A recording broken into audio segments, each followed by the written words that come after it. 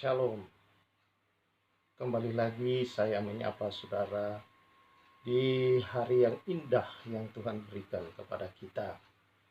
Dalam hari ini saya ingin menyampaikan satu bagian firman Tuhan, dan biar ini menjadi bagian yang merestorasi kehidupan kita.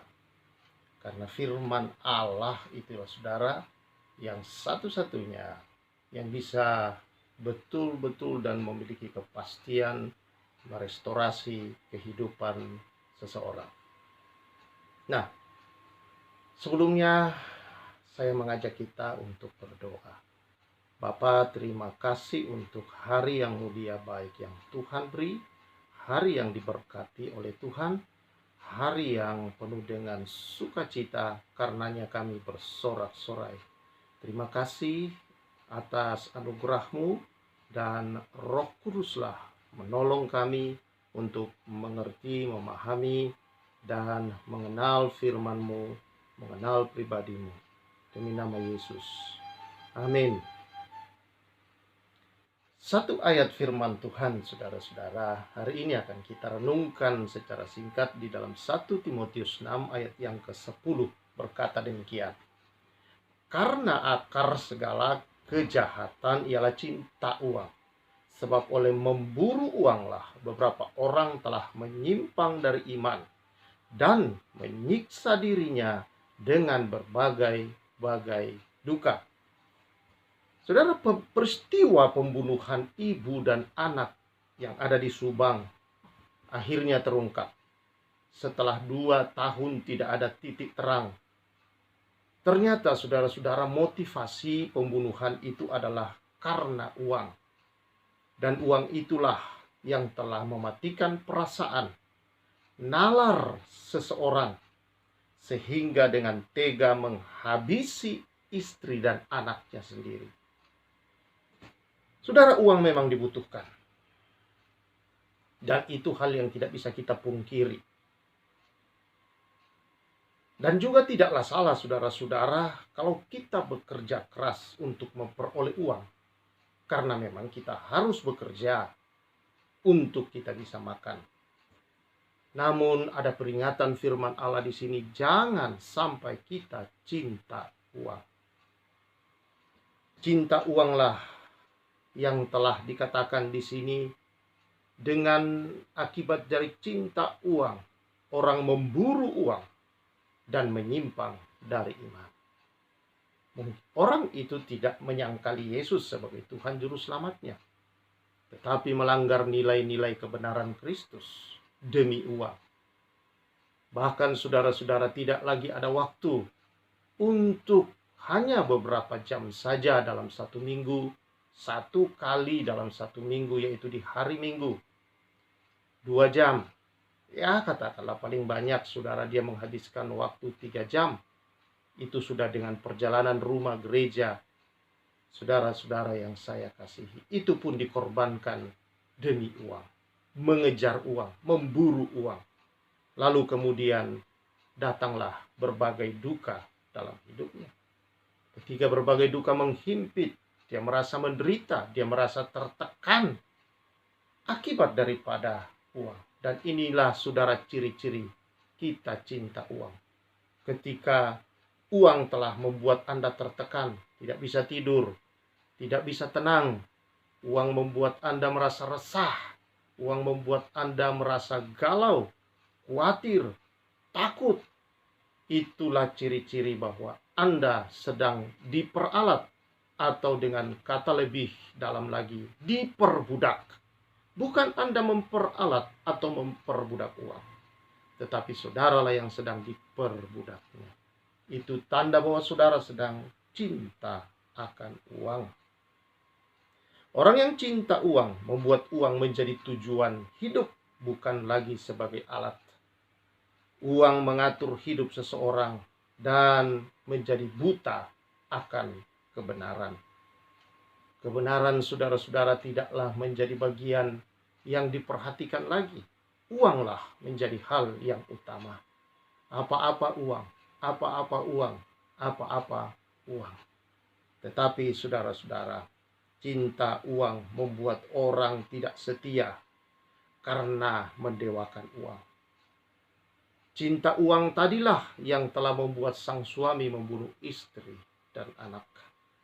Cinta uanglah atau kekayaan itulah, saudara-saudara, antara kakak dan adik saling membunuh, antara orang tua dan anak, akibat daripada uang atau harta, kekayaan, warisan-warisan itu.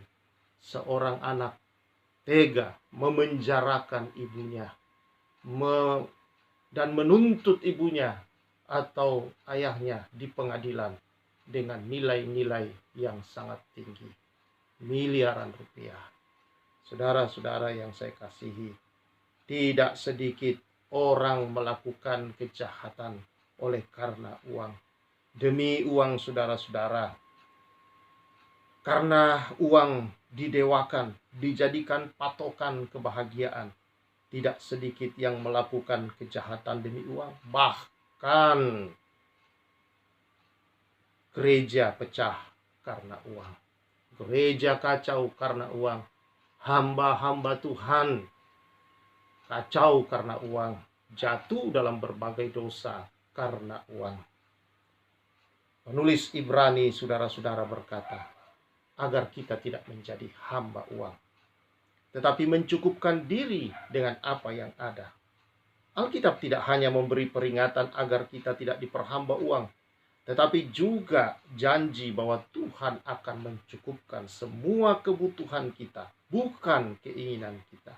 Seperti yang Paulus katakan, Allahku akan memenuhi segala keperluanmu menurut kekayaan dan kemuliaan dalam Kristus Yesus. Bukan menurut hasil pendapatan Anda, tetapi menurut kekayaan dan kemuliaannya dalam Kristus. Saudara-saudara yang kekasih, jangan menjadikan uang sebagai dasar kenikmatan hidup kita, tetapi nikmati hidup di dalam kasih karunia yang diberikan Tuhan Yesus kepada kita. Dalam kasih karunia-Nya Tuhan telah menyediakan apa yang kita perlukan. Dia menyediakan selalu yang terbaik buat kehidupan kita, sehingga kita boleh menikmati segala kelimpahan di dalam Kristus. Penulis pengkhotbah berkata demikian dalam pengkhotbah pasal yang ke-5. Siapa yang mencintai uang tidak akan puas dengan uang. Dan siapa mencintai kekayaan tidak akan puas dengan penghasilannya. Itu pun sia-sia. Jadi sia-sia saudara mencintai uang dan kekayaan. Tetapi Yesus berkata, carilah dahulu kerajaan Allah dan kebenarannya, maka semuanya akan ditambahkan kepadamu. Jangan cari tambah-tambahannya itu, lalu meninggalkan kebenaran kerajaan, atau mengorbankan kebenaran kerajaan. Karena itu kesia-siaan belaka. Carilah dahulu kerajaannya. Yang lainnya, saudara-saudara, di dalam kerajaan itu, itulah terletak harta sesungguhnya yang membawa kebahagiaan, sukacita, damai sejahtera untuk hidup di bumi ini. Karena itu, sebagai orang percaya kita diminta mengucap syukur dalam segala hal. Itulah yang dikehendaki Allah bagi kita di dalam Kristus Yesus.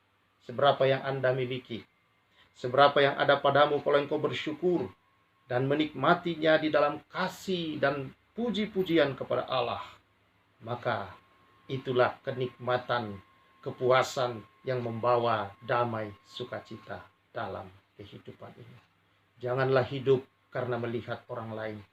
Karena apa yang dihasilkan orang lain sebanyak apapun tidak akan memberikan makan atau sesen pun ke dalam hidup saudara.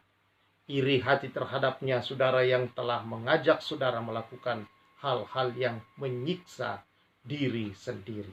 Itulah kesia-siaan. Saudara-saudara yang saya kasih, kita hidup bukan karena melihat orang lain. Kita hidup adalah untuk memuliakan Allah dalam hidup ini. Dan Allah sumber kenikmatan akan selalu memberi kita syukur dan kepuasan hidup dan kebahagiaan di tengah dunia. Dia tahu mencukupkan segala kebutuhan kita menurut kekayaan dan kemuliaannya. Tuhan memberkati kita semua. Mari kita bersyukur. Tuhan, terima kasih. Engkau menghindarkan kami daripada cinta akan uang. Biarlah hari-hari hidup kami adalah hidup dalam kebenaran. Maka kami percaya melihat bahwa semua tambahan itu Tuhan telah sediakan. Karena Kristus yang telah berkorban bagi kami adalah untuk menyediakan dan untuk membuat kebenaran ilahi bahwa Engkau adalah Allah yang menyediakan. Jehovah Jireh. Terpujilah Engkau Tuhan. Sertai seluruh umat-Mu hari ini dalam sukacita dan berkat-berkat-Mu, bahwa semua itu bersumber daripada-Mu. Kaulah yang layak dipuji, disembah, dimuliakan, dan hidup dalam nilai kebenaran. Demi nama Yesus, amin. Selamat beraktivitas saudara-saudara, dan hiduplah senantiasa fokus untuk kebenaran. Yang lainnya ditambahkan ke dalam kehidupanmu. Saya Pastor Samuel menyampaikan salam restorasi.